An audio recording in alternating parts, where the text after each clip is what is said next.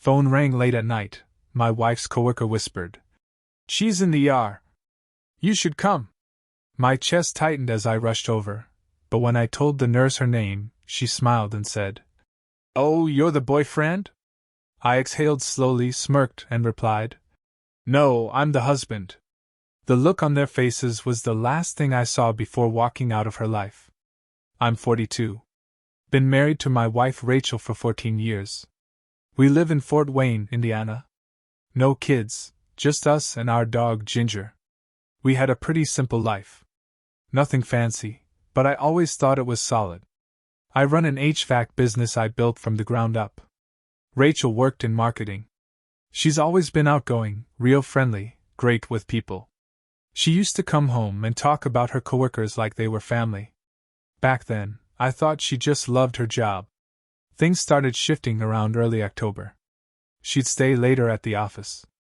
Then there were work dinners, weekend retreats, even a trip to Chicago she called client development. I trusted her. We'd been through a lot together. I figured she was just chasing a promotion. But I started noticing things. Small stuff. She'd come home smelling like cologne that wasn't mine. Said she hugged a coworker goodbye. Okay. Her phone got weird too, face down on the counter, silent mode, never left it in the room anymore. I asked once if everything was alright. She smiled like I was being silly and kissed my cheek. Fast forward to a Tuesday night. It was raining. I was watching some old movie on the couch, half asleep. Around 11:30, my phone buzzed with a number I didn't know. Thought about letting it go to voicemail, but something made me answer. "Hello?" I said. There was silence for a second. Then a man spoke, real quiet. "Is this Mark?" "I work with Rachel. She collapsed during dinner. We're at Lutheran ER. You should come." I sat up so fast I knocked over my drink. My chest felt tight. I didn't ask questions.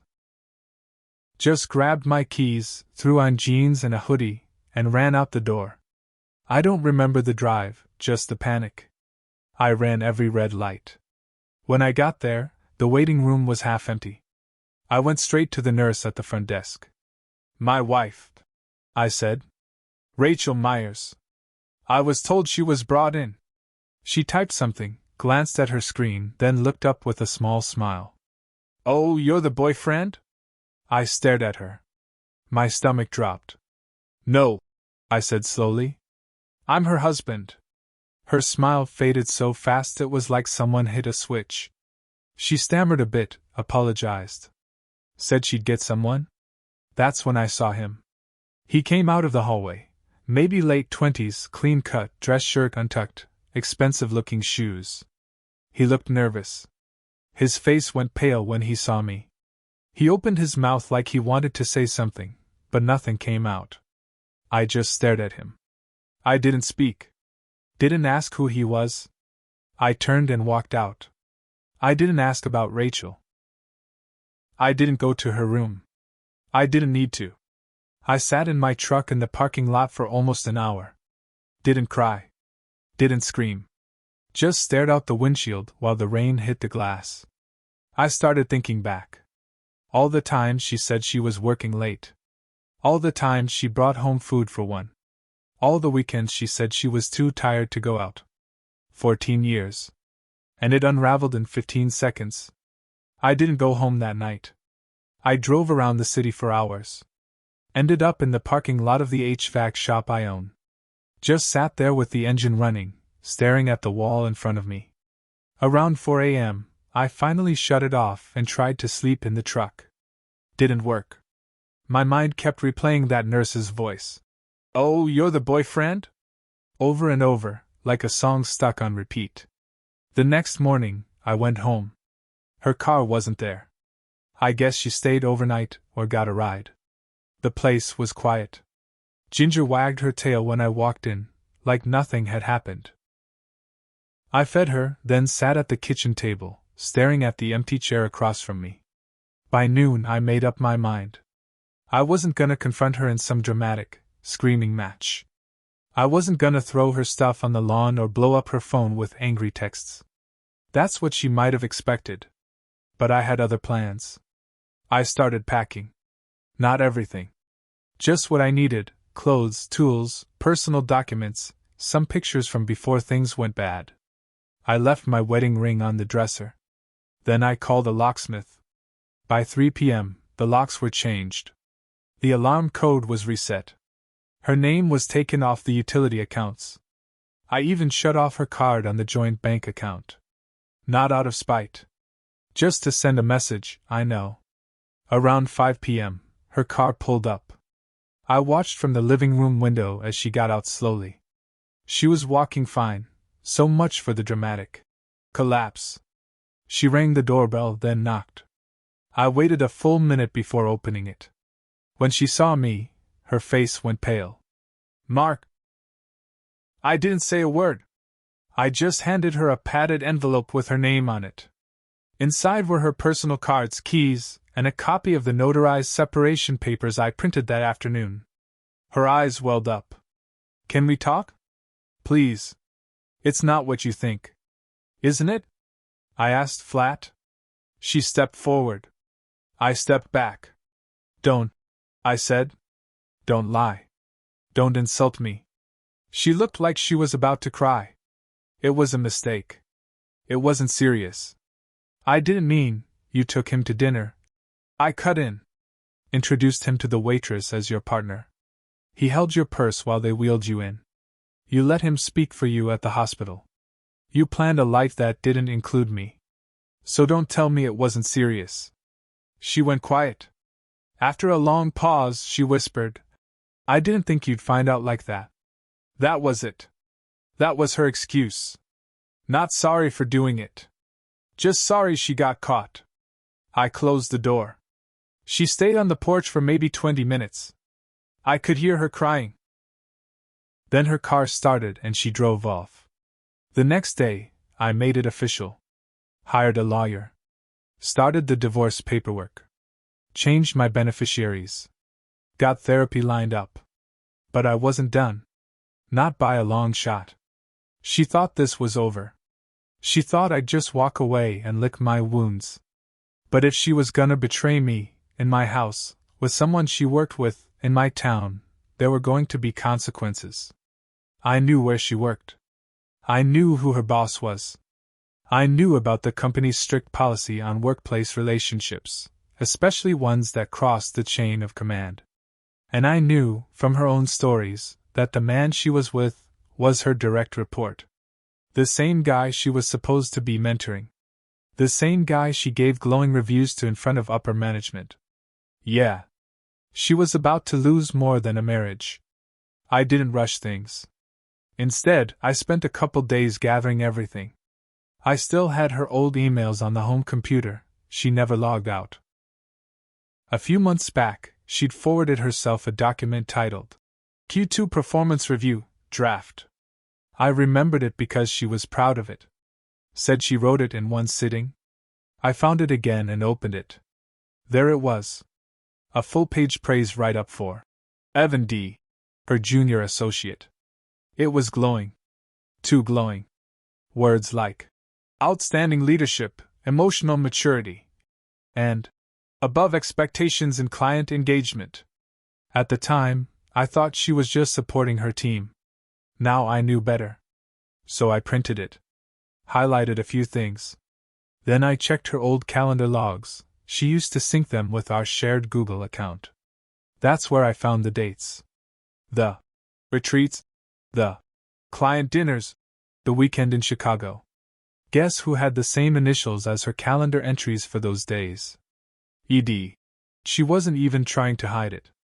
I saved screenshots, downloaded everything, even pulled some location history from our shared accounts. She had no idea how sloppy she'd been. Then I called someone. His name's Mitch. He's one of my HVAC clients and happens to be in the HR department at a nearby firm. We aren't close friends, but we've had beers before. I told him I needed advice on reporting workplace misconduct anonymously. Mitch walked me through the steps, then casually asked why I needed to know. I told him everything. Mitch didn't say much. But he did give me a name, Joan Thomas, HR Director at Rachel's firm. Public info. I looked her up. Emailed her from a burner account the next morning. No threats. No drama. Just a well-organized file titled, Internal Relationship Concern, Breach of Policy, with a polite note attached. It didn't take long. 3 days later, Rachel called me. I let it go to voicemail. Her voice was panicked. Mark, I don't know what you did, but they're investigating me at work. I'm on suspension. They're saying I violated policy. Did you say something? I didn't respond. A few hours later, her coworker Evan called me. I let that go to voicemail too. Look, man, I don't want trouble. I didn't even know she was married at first, I swear. She told me you were separated. I didn't mean for any of this to happen. I played that one 3 times. Just to let it sink in. That night, I went out for a drink with my buddy Sam. He owns a small auto repair shop nearby. We've been friends for years, and he knew something was up. After I told him everything, he laughed into his beer and said, You're playing chess while she was playing checkers, huh? But I wasn't smiling. Not really. Because even though I was taking control, there was still something bothering me. The apartment. I found out she had a lease signed 2 months ago, downtown, just a block from her office. I only knew because our bank statements showed the deposit. I thought it was a work expense. But it wasn't. It was her backup plan. She'd been planning to leave me. She just didn't have the guts. So instead, she cheated and waited for the right time. Now that everything was falling apart, she had nowhere to go. So I made a visit. Her new apartment was small. 3rd floor. Walk up. I waited until she left for a meeting. I tracked her calendar. She hadn't uncinced it yet, and I walked in with the key I found in her desk drawer. I didn't break anything. I didn't take anything. I just left a single envelope on the counter. Inside was a printed photo of us from our 10th anniversary, laughing, sitting on the dock behind the cabin we rented in Michigan.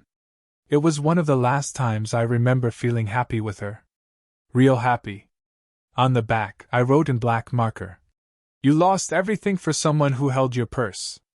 Then I locked the door behind me and left. It took a week before I heard anything solid. Rachel's sister called me. They weren't close, but she always liked me. She said Rachel was a mess. HR didn't just suspend her, they fired her. Full termination, no severance.